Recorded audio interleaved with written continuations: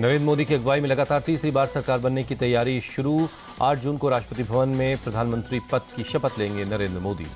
7 जून को एनडीए संसदीय दल की बैठक के बाद राष्ट्रपति से मिलकर सरकार बनाने का दावा पेश करेंगे नरेंद्र मोदी।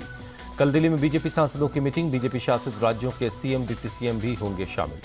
आज शाम 5 बजे दिल्ली पहुंचेंगे यूपी के सीएम योगी। बीजेपी की बैठक में लेंगे हिस्सा प्रदेश अध्यक्ष भूपेंद्र चौधरी और प्रदेश प्रभारी धर्मपाल सिंह पहले ही पहुंच चुके हैं दिल्ली।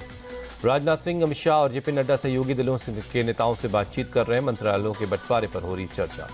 बुधवार को ही एनडीए की बैठक में नरेंद्र मोदी के नाम पर लगी मोहर। 16 दलों के 21 नेताओं ने सर्वसम्मति से मोदी को एनडीए का नेता चुना। शपथ ग्रहण समारोह के लिए पीएम मोदी ने विदेशी मेहमानों को भेजा न्योता। श्रीलंका के राष्ट्रपति रानिल विक्रमासिंघे को न्योता भेजा गया। पीएम मोदी की तरफ से नेपाल, बांग्लादेश और मॉरिशस के पीएम को भी बुलावा भेजा गया। भूटान के नरेश भी होंगे शपथ ग्रहण में शामिल। अमेरिका के राष्ट्रपति जो बाइडेन ने पीएम मोदी को फोन पर जीत की बधाई दी। दोनों देशों के बीच रिश्तों को और मजबूत करने पर चर्चा हुई। कनाडा के पीएम जस्टिन ट्रूडो ने पीएम मोदी को जीत की बधाई दी। ट्वीट कर लिखा, दोनों देशों के रिश्तों को मजबूत करने के लिए काम करेंगे। शिवसेना उद्धव गुट के नेता संजय राउत का बयान, बोले मोदी की सरकार नहीं बनेगी और अगर बन भी जाएगी तो टिकेगी नहीं। यूपी के सीएम योगी पर बोले संजय राउत, मुझे लगता है कुछ लोग योगी जी को हटाने की कोशिश कर रहे हैं। हम योगी जी को प्रणाम करते आए हैं।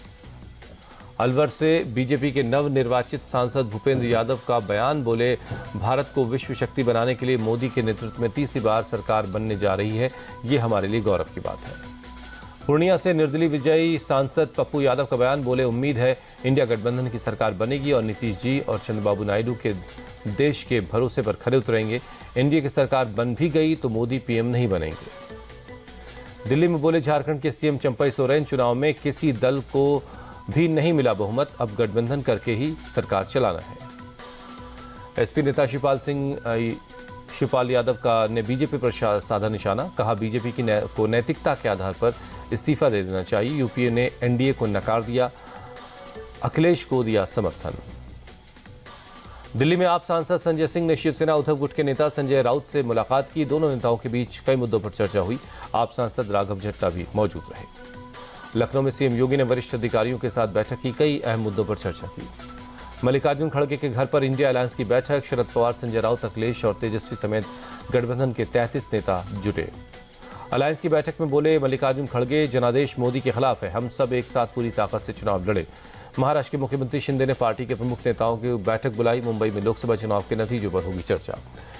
मुंबई में डिप्टी सीएम अजित पवार ने बुलाई अपने मंत्रियों की बैठक। पहले देवगिरी में चुनावी रिजल्ट पर चर्चा होगी। शाम 5 बजे होटल ट्राइडेंट में सभी विधायकों के साथ बैठक करेंगे।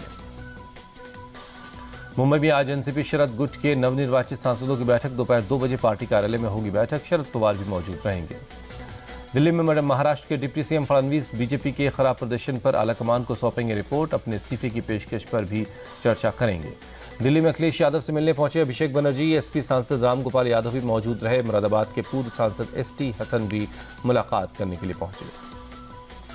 आंध्र प्रदेश में टीडीपी के बम्पर जीत के बाद जल्द होगा शपथ ग्रहण समारोह। सूत्रों के मुताबिक चंद्रबाबू नायडू 12 जून को सीएम पद की शपथ लेंगे। चुनाव नतीजों के बाद बीजेपी नेता तेजस्वी सूर्या ने बेंगलुरु में जेडीएस नेता और पूर्व सीएम एचडी कुमारस्वामी से मुलाकात की। कई मुद्दों पर चर्चा हुई। हरियाणा के सीएम नायब सैनी और पूर्व सीएम मनोहर लाल खट्टर ने जेजेपी के 2 विधायकों से मुलाकात की। चंडीगढ़ में विधायक जोगीराम सिहाग और रामनिवास सुरजाखेड़ से मिले। चुनावी नतीजों के बाद प्रियंका गांधी ने यूपी के नेता कार्यकर्ताओं का आभार जताया। ट्वीट कर लिखा, कड़ी धूप में आपने मेहनत की, आप झुके नहीं, रुके नहीं, सभी साथियों को मेरा सलाम। रामपुर से नवनिर्वाचित एसपी सांसद मौलाना मोहिबुल्लाह का आजम खान पर तंज, कहा जेल सुधार गृह होता है, कोई जन्नत नहीं, जाने अनजाने में गलती होने पर इंसान जाता है जेल। मौलाना मोहिबुल्लाह नदवी के बयान पर मुरादाबाद के एसपी सांसद रुचि वीरा का पलटवार, कहा जिस पार्टी से मौलाना सांसद बने हैं उस पार्टी में आजम खान की भी कुर्बानियां हैं। मोहिबुल्लाह नदवी के बयान पर आजम खान की पत्नी तंजीन फातिमा का जवाब, वो जो भी कह रहे हैं वो अच्छा नहीं, वो जेल को सुधारगृह बता रहे हैं, इससे पता चलता है कि उन्हें जेल का अनुभव है। ऑपरेशन ब्लू स्टार की 40वीं बरसी पर अमृतसर के स्वर्ण मंदिर परिसर में कुछ लोगों ने लगाए नारे। भिंडरवाला की पोस्टर लहराए, खालिस्तान समर्थक नारेबाजी हुई। नारेबाजी कर रहे लोगों के साथ दिखे सिमरनजीत सिंह मान, शिरोमणि अकाली दल अमृतसर के चीफ हैं। सिमरनजीत संगरूर से सांसद भी रहे हैं। राजधानी दिल्ली में भीषण जल संकट, टैंकरों से पहुंचाया जा रहा पानी। संजय कैंप इलाके में टैंकरों के आते ही लोगों के बीच अफरा तफरी मच जाती है। दिल्ली के मयूर विहार इलाके में पानी का संकट बढ़ा, टैंकरों से पानी की सप्लाई की जा रही है। पानी लेने के लिए लोग घंटों लाइन में खड़े रहते हैं। उत्तराखंड के हल्द्वानी में दर्दनाक सड़क हादसा, एक खाई में एक गाड़ी गिरी, हादसे में 6 लोगों की जान गई।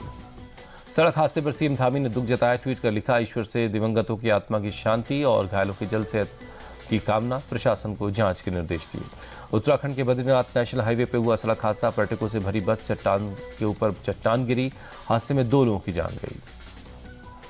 महाराष्ट्र के पिंपरी चिंचवाड़ में रबर मैन्युफैक्चरिंग कंपनी में आग लग गई, दमकल की गाड़ियों ने आग पर काबू पा लिया है।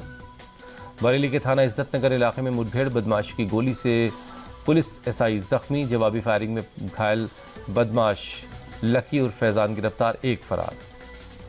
मुजफ्फरनगर के थाना रतनपुरी इलाके में यूपी बिहार एसटीएफ का ज्वाइंट ऑपरेशन, बेगूसराय के 2.25 लाख के इनामी बदमाश नीलेश राय को ढेर किया। नीलेश पर बिहार में 16 गंभीर केस दर्ज थे।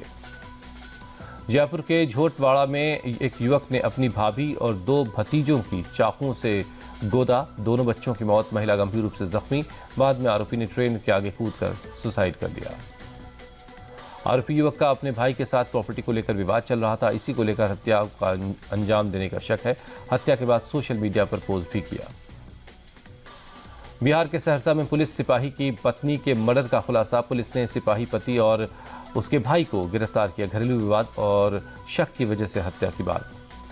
तमिलनाडु के मयिलादुतुरई में सड़क हादसा, सरकारी बस ने तिपहिया गाड़ी को मारी टक्कर, घायलों को अस्पताल में भर्ती करवाया गया। घटना का सीसीटीवी फुटेज आया सामने। यूपी के कासगंज में ज्वेलरी शॉप में लगी आग, फायर ब्रिगेड की टीम ने आग पर काबू पाया। एसी फटने से आग लगी है। मुंबई के माहिम में एक घर का स्लैब गिरा, हादसे में किसी को जान का नुकसान नहीं हुआ। उत्तरकाशी में खराब मौसम का शिकार हुए ट्रैकर्स, ट्रैकिंग पर गए कर्नाटक और महाराष्ट्र के 9 ट्रैकर्स की जान गई। 13 ट्रैकरों को सुरक्षित निकाल लिया गया है। गाजियाबाद के वसुंधरा सेक्टर 1 के एक घर में एसी फटने से आग लग गई, दमकल की गाड़ी ने आग पर काबू पा लिया है।